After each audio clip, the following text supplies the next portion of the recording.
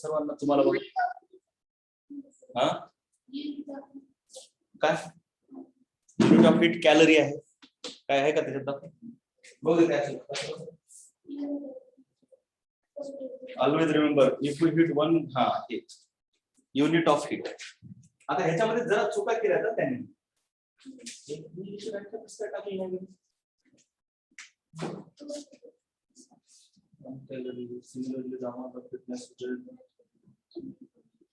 हा 1 कॅलरी आणि 1 kilo calorie सरस केली हीट तरी सांगतो हीट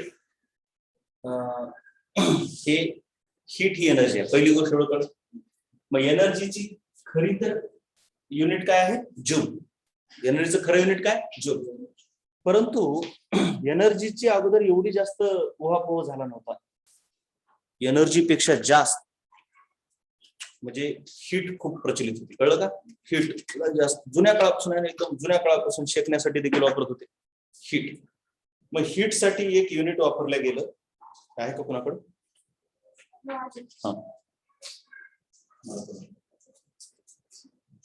मग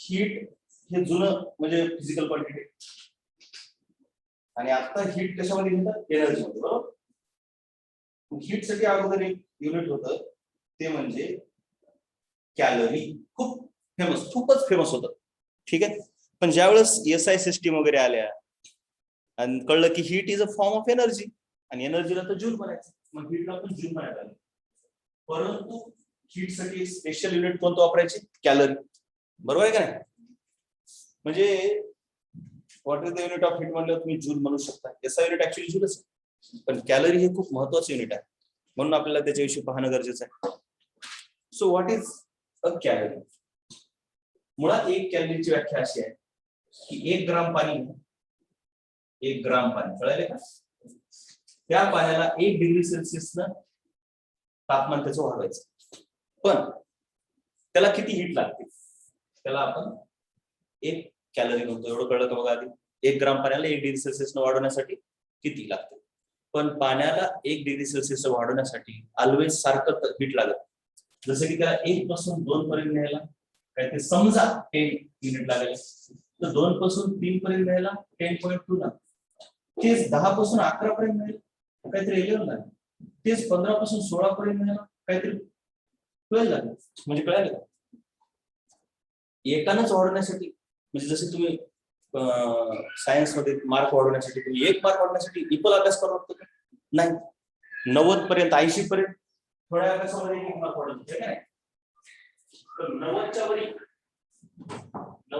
1 मार्क वाढवण्यासाठी अभ्यास जरा जास्त करावा लागतो कळाले का हे तसंच असते प्रत्येक 1 डिग्री सेल्सिअस वाढवण्यासाठी सेम हीट लागायला का नाही प्रत्येक ठिकाणी वेगळं लागले म्हणून त्यांनी एक स्टँडर्ड मेंटेन केलं आणि त्यांनी म्हटले की पाण्याचं तापमान 14.5 डिग्री सेल्सिअस पासून ते 15.5 डिग्री सेल्सिअस पर्यंत वाढवण्यासाठी 1 ग्राम पाण्याचं किती हीट लागते त्याला आपण 1 कॅलरी म्हणायचं मग त्यांनी प्रश्न पण विचारला will there be any effect on calorie definition of calorie if we do not specify this temperature काय म्हटलं बघा the amount of heat necessary to raise the temperature of 1 gram of water from 14.5 degree Celsius to 15.5 degree Celsius right 1 degree Celsius आहे कळलं का but कुठलं पण नाही हेच मग प्रश्न पण एक्सरसाइज मध्ये आहे is will there be any effect on calorie definition of calorie किंवा amount of calorie if we do not specify the temperature range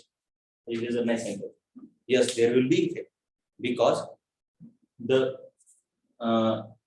amount of heat required to raise the temperature by 1 degree Celsius is not same in all the temperature ranges. Therefore, the temperature range must be specified. Standard maintain करण्यासाठी तुम्हाला एक काहीतरी specify करावं लागेल. आता हेच का दुसरं का नाही कोणतं आर्बिट्ररी चूज केलंय त्याने कळलं सहसा युरोपमध्ये वगैरे तापमान असं असते रूम टेम्परेचरच्या आसपासचं काहीतरी घेतलं त्याने कळलं काय असते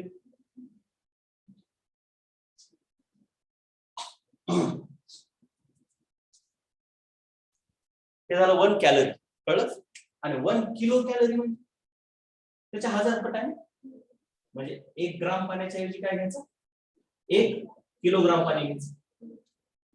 1 ग्राम पाण्याचं तापमान 14.5 पासून 15.5 ला नेण्यासाठी जी हीट लागते तिला म्हणायचं 1 केल्विन. आणि 1 किलोग्राम पाण्याचं तापमान 14.5 पासून 15.5 पर्यंत नेण्यासाठी जी हीट लागते त्याला म्हणायचं 1 किलो कॅलरी. झालं 1 किलो कॅलरी पण झालं. आणि 1 kilo calorie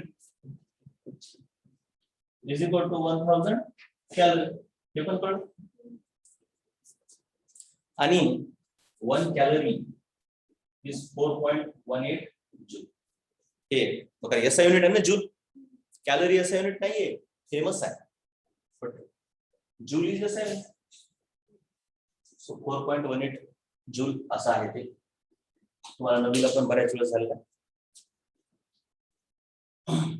So if we heat 1 kilogram of water by 1 degree Celsius in different range than 14.5 to 15.5 म्हणजे आपण हे जे रेंज सांगितलं ना त्याच्यापेक्षा जर वेगळ्या रेंज मध्ये आपण पाण्याला हीट केलं, वेगळ्या रेंज म्हणजे 20 ते 21 नेलं किंवा 4 ते 5 डिग्री सेल्सिअस नेलं तर काय होते सांगितलं. The amount of heat required will be slightly different. कळायला काय व्यवस्थित. म्हणून कुठलंही जमत आहे का, कारण 1 कॅलरी म्हणजे एक फिक्स अमाउंट पाहिजे.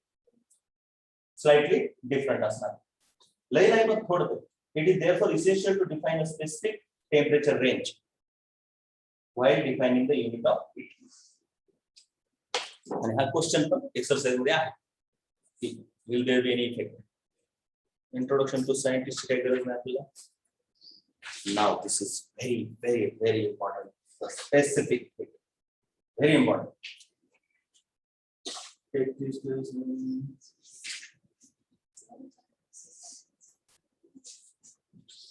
आयर्न, कॉपर आणि लिड 3 आयर्नचे गोळे घ्यायचे. हा आयर्न म्हणजे माहिती आहे लोखंड. 3 आयर्नचे नाही हो, 3 मेटलचे. एक आयर्न, दुसरा कॉपर आणि तिसरा लिड. त्यांना काय करायचं, उकळत्या पाण्यात टाकायचं म्हणजे सर्वजण 100 डिग्री सेल्सिअसला पोहोचतील. सर्वांचं टेम्परेचर सेम आहे. सर्वांचं टेम्परेचर सेम आहे. काय म्हणालो मी, टेम्परेचर सेम. आणि आयर्नला इथं टाका, कॉपरला इथं टाका. मेन आहे मेन वॅक्स म्हणजे ऑफकोर्स वितळून खाली येते. तर असं दिसून आलंय की आयर्नचा जास्त खाली येतो, इथपर्यंत येतो वितळत. कॉपर इथपर्यंतच आहे ना वितळत. आणि हे फक्त नाही ते वॅक्सला वितळत खाली आणणार आहेत ना. आयर्न काय करणार, खाली यायला. काय यायला, कारण मेन वितळायला नाही म्हणजे मेनला गरम करायला ते मेन वितळायला म्हणून खाली यायला. आता काय हे डोकं लावायची गोष्ट आहे काय, एकदम गरम लोखंडाचा गोळा इकडे ठेवला मेनामध्ये जाणार नाही का खाली. काही लोकांना काय काय एवढं कळलं आले सुचले. अरे मेन आहे, मेन म्हणजे कळतं का वॅक्स. एवढं मोठं वॅक्स घ्या आणि त्याला आयर्नचा गरम गोळा आहे. सर्वजण 100 ला आहे. किती येतं सुरुवातीला 100, कारण उकळत्या पाण्यात टाकलं होतं त्यांना. उकळतं पाणी 100 ला असते. आणि ते तिन्ही बॉल आता इथं मेनाच्या लादीवर टाकत. ती डायग्राम बघ तिथे. मेनाची लादी अशी वितळत खाली येणार नाही. हे खाली येणार नाही चिरत त्यात. मग तिघं सर्वजण सेमच टेम्परेचर होतं, पण आयर्न खाली आला जास्त. म्हणजे जास्त हीट कुणात होती, आयर्न होती. म्हणजे नुसत्या टेम्परेचरवर हीट ठरते का, नाही. नुसत्या टेम्परेचरवरून हीट त्याच्यात किती आहे कळत नाही. जसं की नुसता ह्यानं 5 तास अभ्यास केला म्हणजे त्याच्या डोक्यात किती गेलं हे कळलं का. सारखेच विद्यार्थी 5 तास करू द्या अभ्यास, पण काही जणांच्या डोक्यात जास्त जाते, काही जणांच्या त्याची ती कॅपॅसिटी असते हे का नाही. तसं प्रत्येक मटेरियलची एक कॅपॅसिटी असते की त्या मटेरियलला त्या मटेरियलच्या 1 किलोग्रामला आणि 1 डिग्री सेल्सिअसनं वाढवण्यासाठी किती हीट द्यावी लागते त्याला म्हणतात त्या मटेरियलची स्पेसिफिक हीट कॅपॅसिटी. काय म्हणतात, स्पेसिफिक हीट कॅपॅसिटी. काही जणांना जास्त तापवलं तर 1 डिग्री सेल्सिअस वाढ, काही जणांना कमी तापवलं. म्हणजे आयर्नची स्पेसिफिक हीट कॅपॅसिटी जास्त आहे. म्हणजे सर्वजण अगोदर 25 ला होते, पाण्यात टाकलं सर्वजण 100 ला गेले. मग 25 पासून 100 पर्यंत जाताना पाण्याने जास्त हीट खाल्ली असणार आणि ह्याने लवकरच गरम झाले असणार. म्हणून पाण्यामध्ये हीट जास्त गेली, सॉरी आयर्न मध्ये हीट जास्त गेली आणि म्हणून आता त्याने जास्त रिलीज केली. म्हणजे तुम्ही दोन मटेरियल घ्या, इथे घ्या पाणी आणि इकडे घ्या लवकर गरम होणार काहीतरी सांगू, एकदमच फास्ट गरम होतं तेल, ऑइल. ऑइल फास्ट गरम होतं ना, ऑइल. इथं वॉटर. एवढं तर माहिती आहे ना, ऑइल लवकर गरम होते. मग त्याचा 1 किलोग्राम, ह्याचा 1 किलोग्राम, बरोबर ना. मग ह्याला 1 डिग्री सेल्सिअस वाढण्यासाठी 20 जूल द्यावी लागली, तर ह्याला 20 नाही, हे 5 जूल मध्ये 1 डिग्री सेल्सिअस वाढते काय. कळलं का? नाही कळलं? हे लवकर तापते म्हणजे काय, 5 जूल मध्ये 1 डिग्री सेल्सिअस वाढतं.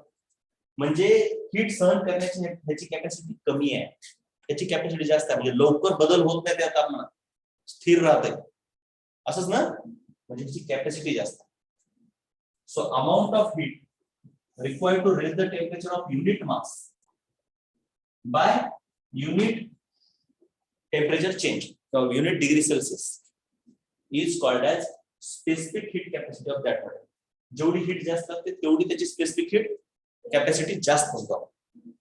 तर तुमच्या पुस्तकामध्ये काही जणांची स्पेसिफिक हीट कॅपॅसिटी दिलेली आहे, वॉटरची 1 आहे बघा, सर्वात जास्त वॉटरची आहे. बरं आपल्याला वाटत नसेल, वॉटरची खूप जास्त स्पेसिफिक हीट कॅपॅसिटी आहे.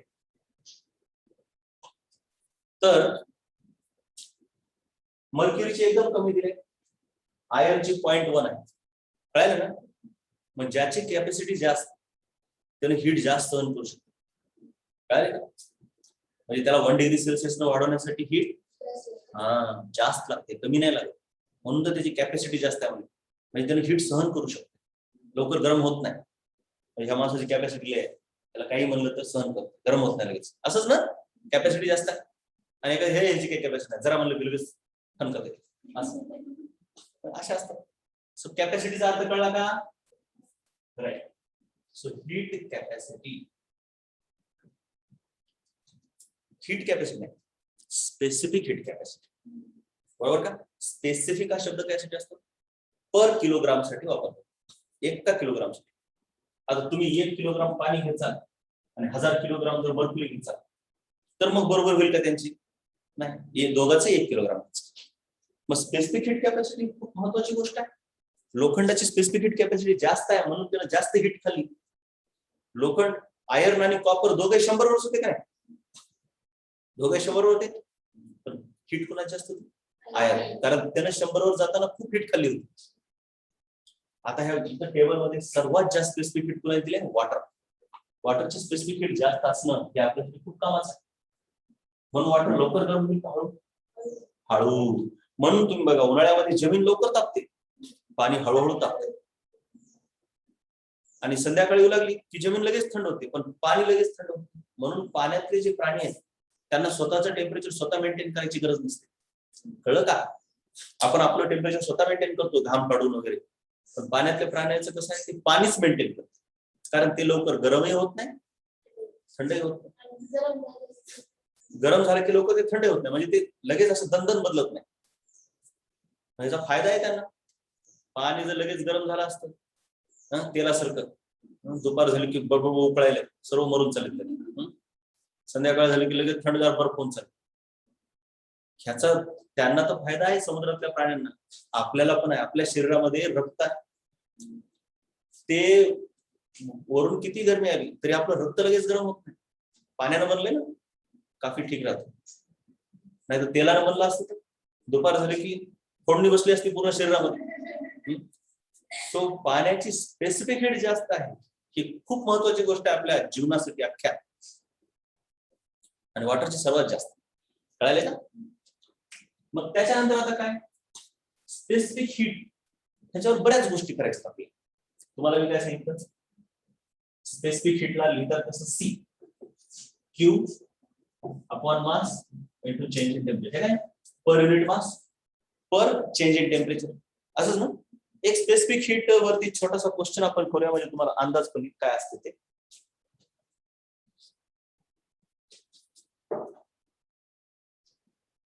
बघा, C is equal to Q by M delta T. हे तर कळलं फॉर्म्युला, कळलं? बरं, त्याच्यामध्ये C आहे specific heat of material of the body, Q is amount of heat given to the body, M is mass of the body taken, and delta T is change in temperature. Delta T is actually some final temperature minus initial temperature. किंवा कधी-कधी initial minus final, जे मोठा आहे ते आधी घ्या असा आहे. ही तर डेल्टाचा अर्थ जरा तेवढा असं एकदम मॅथमॅटिकली घेतला नाही, मोठ्यातून छोटं कमी करा, कधी-कधी थंडही करावं लागते ना. पण आता इथं आपण तापवायलो ते बघूया पुढे. इथं आपण तापवायलो ना, म्हणून फायनल मायनस इनिशियल. तर सिम्पली बघा, त्याच्यावरती एक क्वेश्चन आहे. 10 किलोग्राम ऑफ ए सबस्टन्स, एका वस्तूचं 10 किलोग्राम घेतलं म्हणजे मास किती आहे बघा. 10 kilogram of a substance requires 500 joule of heat energy to raise the temperature by 5 degrees Celsius. Raise the temperature by 5 degrees Celsius. Find its specific heat capacity. बघा, मला फक्त आधी सांगा, आपल्याला स्पेसिफिक हीट कॅपॅसिटी काढायचं एवढं तर कळलं. हे काय दिले बरं, हे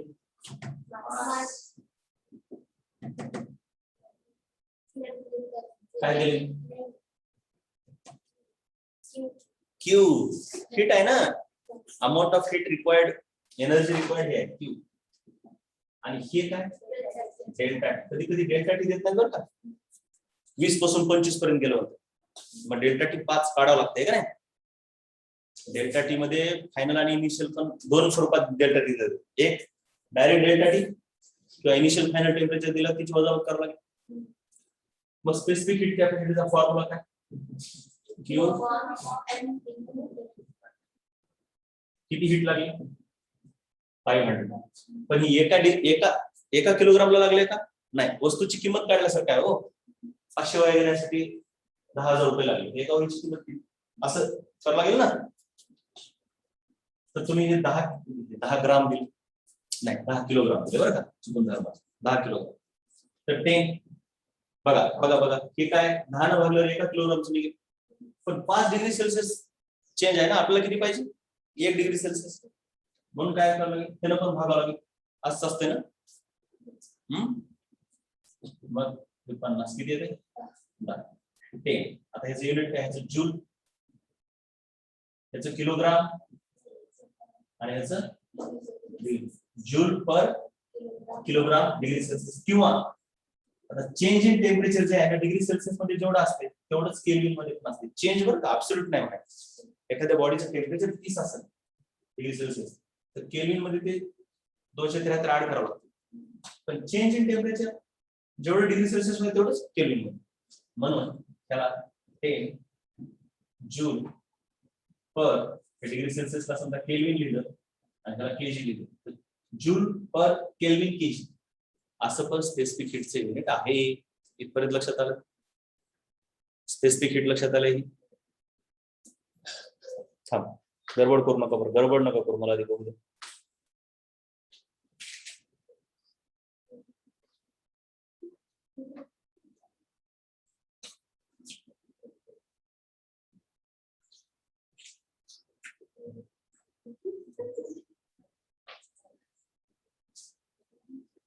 मग हे तुम्हाला कळलं, मग मला एक क्वेश्चन करून दाखवा तुम्ही. एक तुम्ही करून दाखवा. मी तर काय केलं, आता हे सी काढलं, हे आणि हे दिलं, त्याच्याऐवजी मी हे आणि हे दिलं, टू काढता येईल. So how much heat is necessary, data लिहून घ्या. How much heat is necessary to raise the temperature of 5 kilogram water, to raise the temperature of 5 kilogram water from 25 kilogram water from 20 degrees Celsius to 100 degrees Celsius,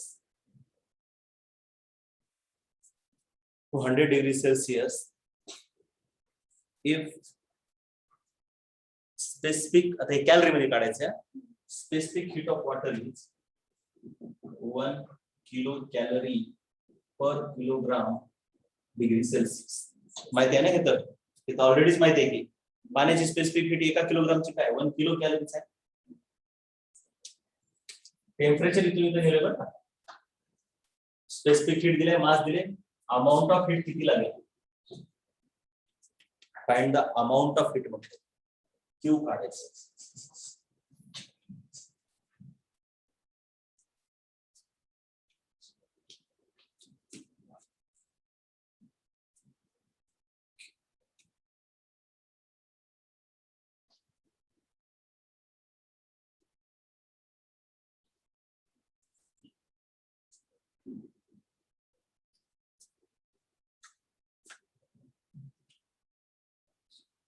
किती आलं बेटा,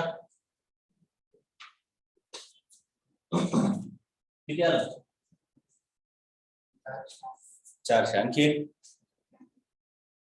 तुमचं आलं का, 0.4 हा मग तेच किलो कॅलरीत किती येतं नक्की का, 0 पॉईंट काय म्हणलं आपल्याला क्यू काढायचं ना. हा मग हे दोघं गुणा भागाकारात इकडे गुणाकार देतील का, 400 किलो कॅलरी नाही ते सांगा कॅलरीचं काय होतं बोलते. आणि हे सी एवढं आलं, आणि Q.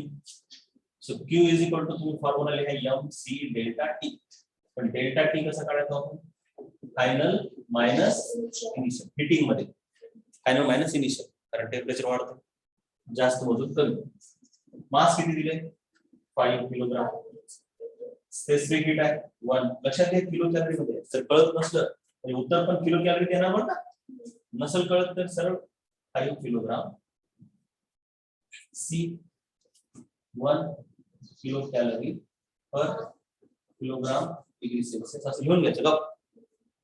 Into change in temperature. Final temperature किती आहे 100 मायनस इनिशियल किती आहे 20. आणि ह्याचं उत्तर येणार डिग्री सेल्सियस मध्ये बरोबर. मग किलोग्राम किलोग्राम कॅन्सल, हे पण कॅन्सल उत्तर येते kilo calorie. So 5 into 1 into 1 किती आहे kilo calorie. 40 400 kilo calorie. Kilo कॅलरीला कॅलरी करताना 1000 पण भागायचं नसतं, 1000 न गुणायचं असतं. म्हणजे आता किलोग्रामला ग्राम मध्ये करताना काय वाढवतेस का कमी करतेस, वाढवतो. इथं वाढवावं लागलं ते कन्फ्युज नका. 400 किंवा सरळ डोक्याला ताप घ्यायचं नाही. किलोचा अर्थ काय 10⁻³ कळलं हे आता. आजचं कळलं व्यवस्थित. स्पेसिफिक हीट कॅपॅसिटी जरा महत्वाचं झाल्यावर का, कारण त्याच्यावरच आधारित उद्याचा शेवटचा कन्सेप्ट आहे. आतापर्यंत काहीच अवघड नाही. काय अवघड वाटलं का, घरी जाऊन वाचावं लागते. सुट्ट्या लाडू आतापासून खायचे नाही ना. हा आतापासून लाडू खायला कसं जमत, घरी जाऊन वाचायचंय. मला सांगा आता दिवसभर काही काम येतात मला सध्या. एक तर चॅप्टर करायचं आहे जे की एकदम तुम्हाला वाटत भीती पण वाटत होती या चॅप्टरची. एकच करायचं, दणकावून करायचा मस्त. हा ठीक आहे करा. मग घरी जाऊन वाचा बघा. वाचल्याशिवाय उद्या काहीच कळणार नाही. झोपा काढू नका.